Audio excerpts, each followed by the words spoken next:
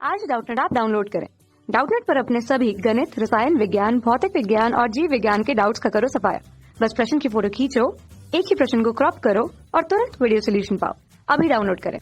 नमस्कार दोस्तों, हमसे पूछा गया है यहाँ पर कि समुद्र में 1000 मीटर दी गई गहराई पर ज्ञात क्या करना है। ए तो यहाँ पर निरपेक्ष दाब ज्ञात करना है, बी यहाँ पर गोज दाब ज्ञात करना है और एक पनडुब्बी की यहाँ पर 400 सेंटीमीटर स्क्वायर की खिड़की पर लगने वाला बल जिसका आंतरिक भाग समुद्री तल वायुमंडलीय दाब पर है दिया गया है। और यहाँ पर वायुमंडलीय दाब कितना दिया गया है, 1.01 गुना 10 की घात 5 पास्कल। समुद्री जल का घनत्व भी यहाँ पर दे रखा है 1.03 गुना 10 की घात 3 किलोग्राम प्रति मीटर क्यूब। और जी यहाँ पर दे रखा है 10 मीटर प्रति सेकंड स्क्वायर। तो यहाँ पर सब कुछ दे रखा है, हमें यहाँ पर ज्ञात क्या करना है। देखो यहाँ पर चित्र के माध्यम से समझते हैं इसे क्या कहना चाहता है। तो यहाँ पर देखो हमारा क्या है, ये तो जल है। अब जल में क्या है कि यहाँ पर पनडुब्बी है। अब पनडुब्बी है तो इसमें क्या है कि यहाँ पर 1000 मीटर की गहराई पर है। तो पहला प्रश्न यहाँ पर पूछा है कि यहाँ पर इसके समुद्री तल पर मतलब कि 1000 मीटर पर निरपेक्ष दाब कितना होगा।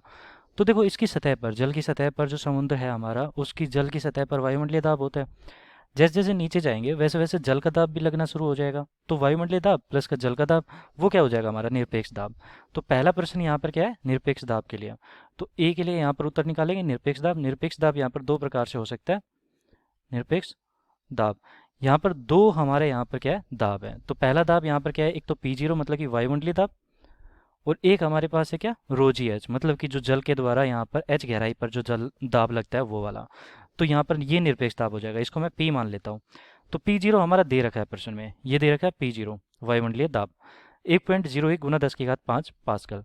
तो यहाँ पर लिख देता हूँ ये, तो ये P0 तो P0 ही लिख देता हूँ अभी के लिए। और रो जी एच का मान हम लिख देते हैं, रो हमारा दे रखा है 1.03 गुना 10 की घात 3, 1.03 गुना 10 की घात 3, ये तो रो हो गया। जी यहाँ पर दे रखा है 10 और एच यहाँ पर कितना दे रखा है, 1000 मीटर।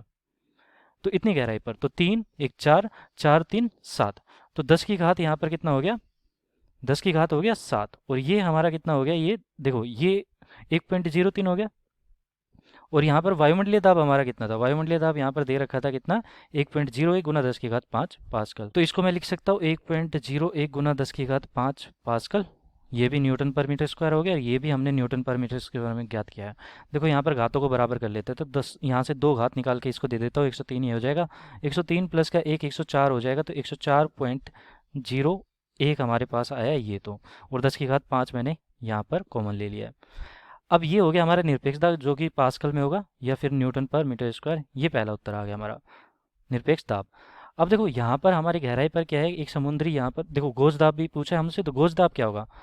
देखो गोज दाब हमारा जो होता है वो बी ऑप्शन यहाँ पर मैं लिख देता हूँ, गोज दाब, गेज दाब भी बोलते हैं इसे, गोज दाब। ये होता है हमारा निरपेक्ष दाब माइनस का वायुमंडलीय दाब, मतलब कि वायुमंडलीय दाब नहीं, केवल और केवल जो जल के द्वारा जो दाब लग रहा है वो हमारा गोज दाब हो जाएगा। तो वायुमंडलीय दाब को हटाकर जो वायुमंडलीय दाब के अलावा जितना भी दाब लगता है वो हमारा गोज दाब हो जाएगा।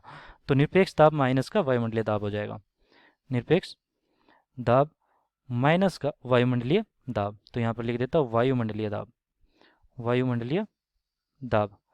अब देखो यहाँ पर हमारे पास क्या, निरपेक्ष दाब हमने ज्ञात कर लिया 104, या फिर यहाँ से देखो 104.01 गुना 10 की घात 5, और ये माइनस का हमारे पास कितना है, देखो वायुमंडलीय दाब हमारे पास कितना है, 1.01 गुना 10 की घात 5।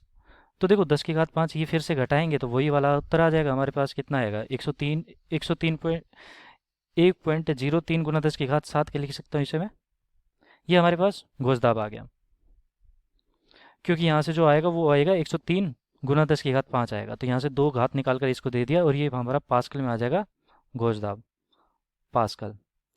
तो ये दूसरा उत्तर भी निकाल लिया। अब तीसरा उत्तर यहाँ पर हमारा क्या कहता है कि हमें क्या निकालना है कि एक पनडुब्बी हमारी यहाँ पर कितनी गहराई पर, देखो 1000 मीटर पर मतलब कि समुद्र की गहराई पर एक पनडुब्बी है जो कि 400 सेंटीमीटर स्क्वायर की एक खिड़की है। तो उस पर बल ज्ञात करना है, जबकि दे रखा है कि आंतरिक भाग मतलब कि इस पनडुब्बी के अंदर जो दाब दे रखा है वो वायुमंडलीय दाब है। तो देखो यहाँ पर हमारे पास क्या लगेगा, वायुमंडलीय दाब प्लस का जल का दाब इस पनडुब्बी पर लग रहा होगा, ठीक है, ऊपर की तरफ से। लेकिन पनडुब्बी का अपना भी तो दाब है, वो वायुमंडलीय दाब के बराबर है। तो P0 यहाँ पर पनडुब्बी का दाब है, लेकिन P0 प्लस का रो जी एच हमारा क्या लग रहा है, पनडुब्बी पर दाब। तो कुल मिला के देखो ये गहराई पर ही है, यहाँ पर पनडुब्बी बड़ी दिख रही है क्योंकि यहाँ पर चित्र बड़ा है। तो गहराई के मामले में यहाँ पर हमारे जब पनडुब्बी की बात करते हैं तो उसकी हाइट बहुत छोटी होती है, 1000 मीटर की पनडुब्बी नहीं होती ऊंचाई में। तो P0 यहाँ पर क्या हो गया हमारा, P0 यहाँ पर भी है, P0 यहाँ पर भी है, तो कुल दाब तो यहाँ पर एक तरह से कट ही गया है। जो गोज दाब होगा हमारे पास रो जी एच, उस दाब के कारण एक तरह से खिड़की पर दाब लग रहा होगा कितना, रो जी एच। तो रो जी एच यहाँ पर दाब लग रहा होगा कुल दाब। तो क्या होता है, दाब बल को बराबर क्या होता है हमारा, दाब गुना क्षेत्रफल। तो ऐसे ही करेंगे यहाँ पर भी हम। तो सी ऑप्शन यहाँ पर क्या निकालेंगे, बल निकालेंगे। अब बल बराबर क्या होता है हमारा, दाब गुना क्षेत्रफल, दाब गुना क्षेत्रफल। तो देखो दाब तो हमें पता है कि दाब हमारा क्या हो जाएगा, गोज दाब के बराबर हो जाएगा, क्योंकि हमने पता ही है कि यहाँ पर P0 अंदर की तरफ है और P0 बाहर से भी लग रहा है, तो ये तो दोनों कट ही जाएंगे, रो जी एच यहाँ पर अलग से लगेगा। तो हमारा जो दाब होगा वो कितना हो जाएगा, रो जी एच। और क्षेत्रफल हमारा दे ही रखा है ए के बराबर है, और ए यहाँ पर दे रखा है हमें कितना, ये देखो 400 सेंटीमीटर स्क्वायर दे रखा है यहाँ पर, ये वाला 400 सेंटीमीटर स्क्वायर। तो अब मान रख देते हैं केवल।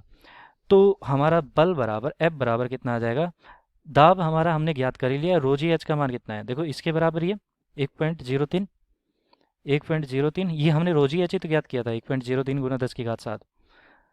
और ए हमारा कितना है, 400 सेंटीमीटर स्क्वायर। तो 400 तो मैंने कर दिया, सेंटीमीटर स्क्वायर को मीटर स्क्वायर में बदलना पड़ेगा, 10⁻⁴ मीटर स्क्वायर हो जाएगा ये।